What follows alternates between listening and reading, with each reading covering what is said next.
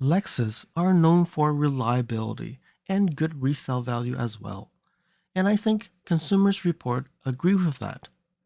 In the 2023 report on who makes the most reliable new cars, number one is Lexus, and number two is Toyota. And when you go back and look at 2022, they were number one, number two again, but they're just playing musical chairs. And in this video, I will look deeper into the report and see where is your Lexus model. Let's get to it.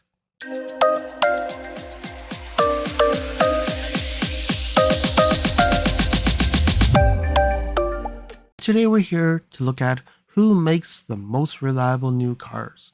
So this is coming from Consumers Report, and we can see what new models and what brands and models are the most reliable.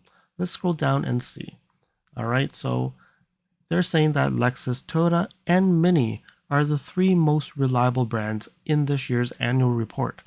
And the two Japanese brands are just keep on swapping spaces. And they're saying that Honda and Acura are coming fourth, and the mainstream Honda is coming fifth. So you can see here there are four Japanese brands plus Mini for the top five. Okay, so we have a little thing here that says, how do the brands stack up? So we can see here, number one is Lexus with a score of 79.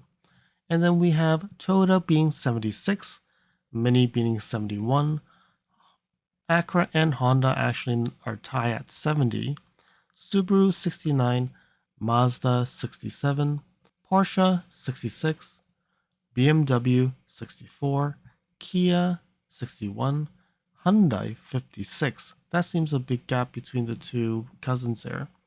And then we have Buick 55, Infiniti 53. Wow.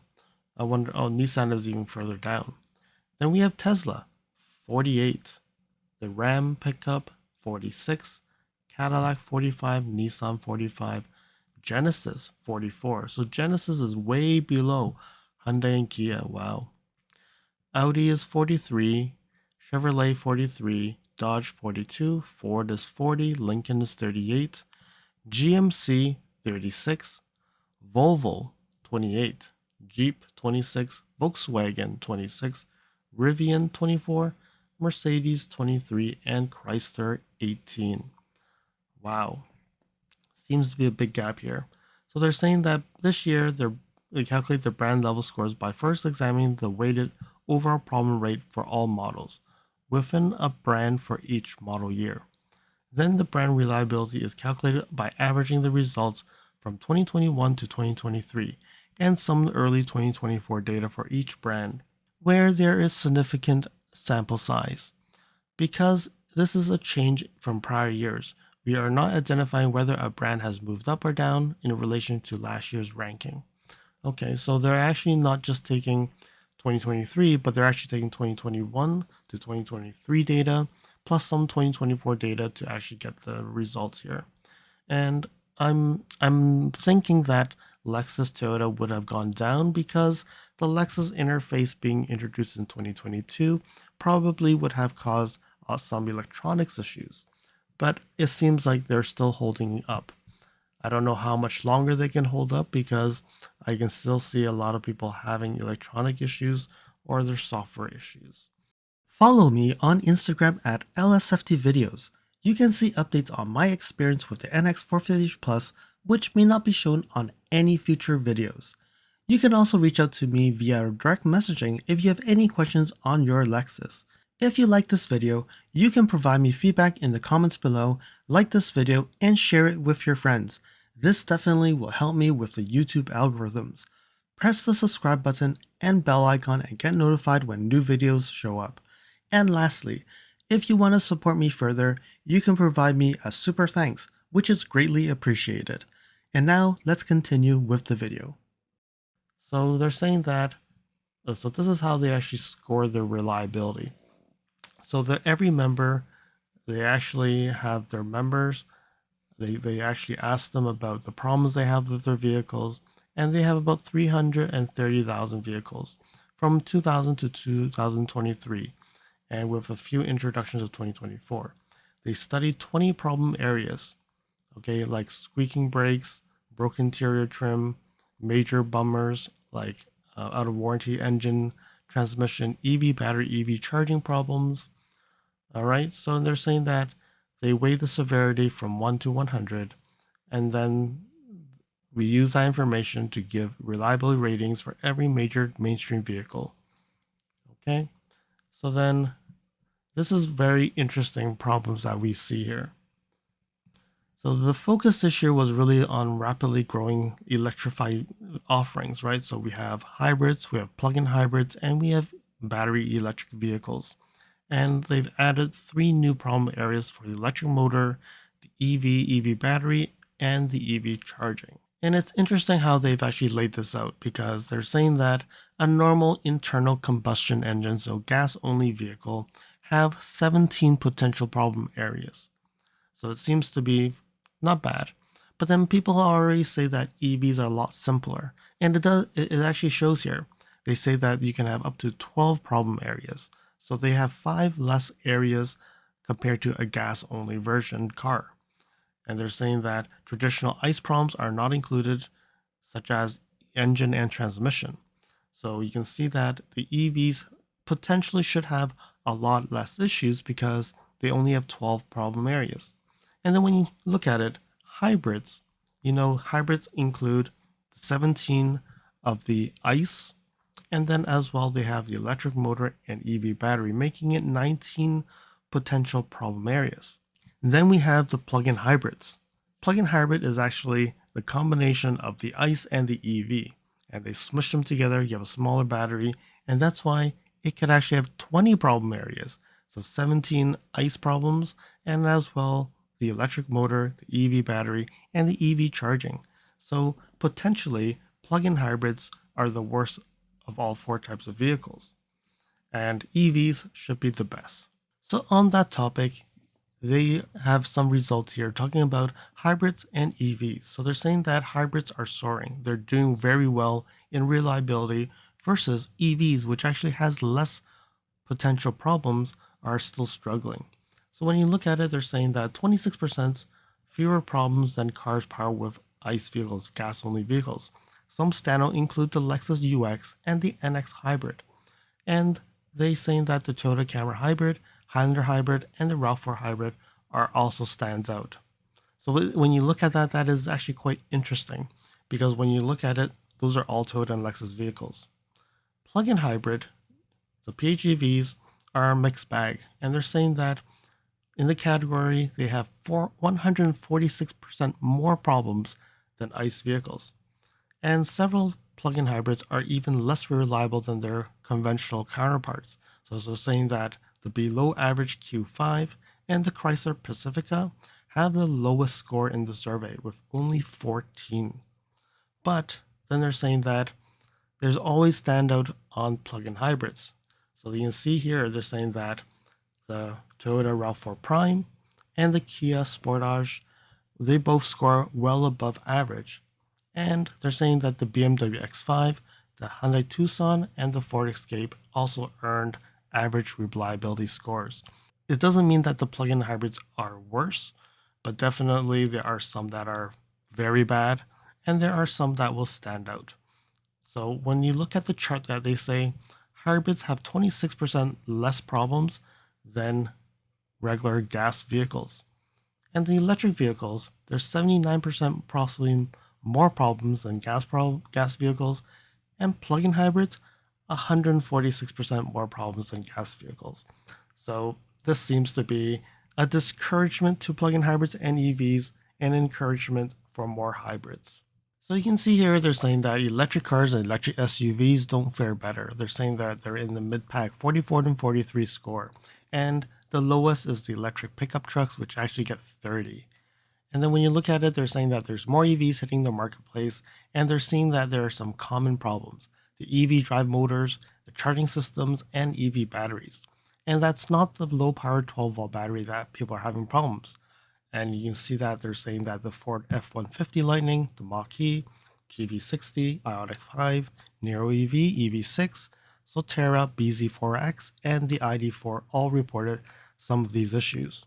And they're saying here, among the top 5 brands, Lexus just has one model, the NX, that scored average predicted reliability. And all of its other models scored above average or better reliability this year, led by the UX Hybrid SUV.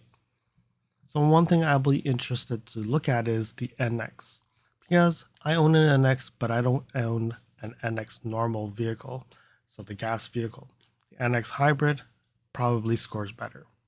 And they're saying here that the Toyota models have above or well above average reliability, and it's topped by the 4Runner SUV, which is among the most reliable models in the survey.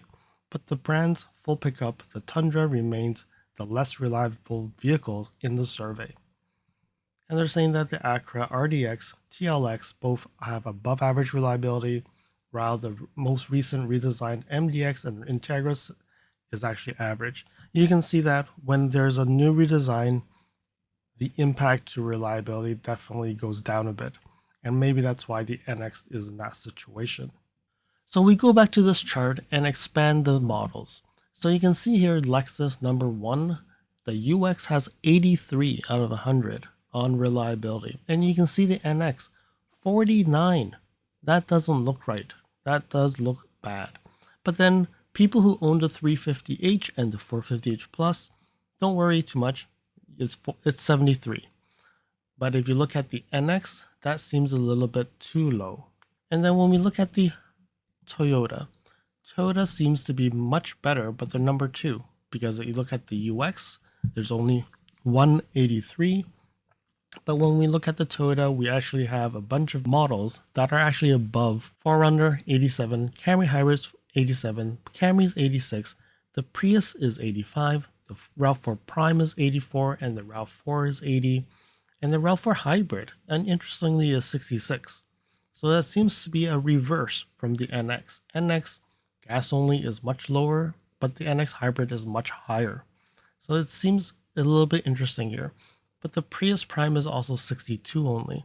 Interesting enough that they did not actually put in the NX plug-in hybrid or the RX plug-in hybrid in the Lexus numbers. So it's very hard to know where the NX plug-in hybrid or the RX plug-in hybrid will sit in here. So looking at the details on why the NX is only getting 49. So I can see that the infotainment area is where it's causing the issues. So in 2023, it is the worst year since 2015 for the NX.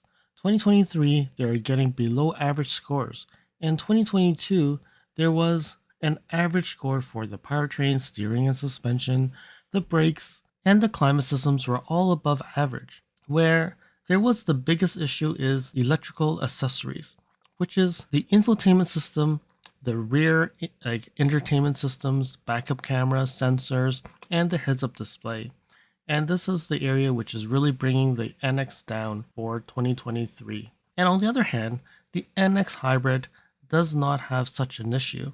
The electrical accessories are getting top scores, and the only area where they're getting a lower score is actually the noise and leaks section.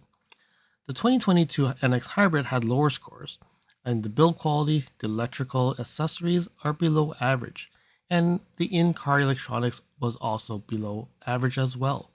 So definitely one thing that we know that the new Lexus interface is what's causing most of the reliability issues. And I believe the user profiles not loading, the CarPlay, Android Auto are bringing down these scores. Unfortunately, the customer reports is actually a paid service, so that's why I'm not showing the results in the screen and I'm only describing it instead of actually displaying the results and actual report. But overall, when you look at it, I'm not sure why they only have the UX, ES, NX, RX in this. They don't have any of the sedans, they don't have IS. They have the ES, but they don't have the IS. They don't have the LS. They don't have like the GX or the LX in these reports. So when you look at it with like 7 models getting 79 versus if you look at Toyota having that many more models, I think they've actually done very well from a Toyota standpoint. So if you're interested in the Toyota, you can actually see here a lot of them are doing quite well. And Talking about the plugins, Prime is actually not doing too bad. The Prius Prime 62. We have the RAV4 Prime 84. So these are still very reliable vehicles under the Toyota and Lexus brands. But then when we start looking at Mini, and the Mini only had 2 models, so getting 71 is not that surprising because they only have 2 models. Then we look at Acura, again, same thing. MDX Integra was updated, scores have dropped. RDX, a long model. TLX, a long model, that's why they're quite reliable. And then when we look at the Hondas, definitely they have more models, but not at the volume of Toyota. So definitely we can see that Honda is doing good, but if they actually had as many models as Toyota, we don't know how they're going to score. Looking at Subaru, Crosstrek 99, very good score there. And then when you look at 82 Forester, not bad. WRX, BRZ, good numbers, but then Outback and below are starting to fall. Then we look at Mazda only having 5 models, but they're all above average, which is quite good. Porsche, when we look at it, 2 models, the Cayenne and the Macan, not too bad. BMW X5 82, very good, but look at the plug-in hybrid X5, 53. Quite a significant difference. The Kias, so the Kia, the Sportage plug-in hybrid, 83, very good marks, and I'm surprised that everything below is worse. EV6 is bad, it's just above average, but then overall, still not too bad. We look at the Hyundai Ioniq 5, 33, very bad. The Tucson plug-in hybrid, 48, just at average. I would say overall, Ioniq 6 is not bad as an EV. So definitely, there are some good and bad models per brand. And then let's look at Buick, 3 models above average. Infiniti, 3 models above average. Tesla, Model 3, 47. Y, 41. S and X aren't doing well. Then we have the Ram, all above average. Cadillac, above average. Nissan, Aria is actually green, and the rest falls down from there. The Genesis giving you all the features, 46, 46, 44, 35, and 33. So definitely the Genesis aren't doing as well as other luxury nameplates. Audi A5 doing well, Q5 plug-in hybrid not doing well. Q4 e-tron and Q8 e-tron just above average. And let's look at Chrysler. The Pacifica 43 and the hybrid 14. And then let's look at Mercedes GLE 37, the C-Class, the EQS 20. Wow, these are very bad numbers. Anyways, I'm not going to go through all of these. This is actually you don't need to be a member to see this. So definitely you can go into the consumers report and actually go and look into the different models. But overall, when you look at it, definitely the electronics, anything new seems to be a problem. All right, so there we have it. Lexus, congratulations, still being number 1, even with the Lexus interface hurting. But overall, when you look at it, the NX was hurted because it's probably the earlier models to get the Lexus interface with the all redesign, and then they gave them 1 year before the RX got it. So the RX is actually not too bad, still getting a 68, but I would have been thinking it would be higher. But I think overall, Lexus interface is pulling these numbers back. Let me know in the comments below, what do you think about your NX? Is it reliable? Do you think it deserves a 49 score? And if you have the hybrid 73, are you satisfied with that? And if you have the plug-in hybrid, do you think it's 73? We can talk about it in the comments below. Hopefully you found that this video was informative, and until next video, drive safely. Thank you for watching.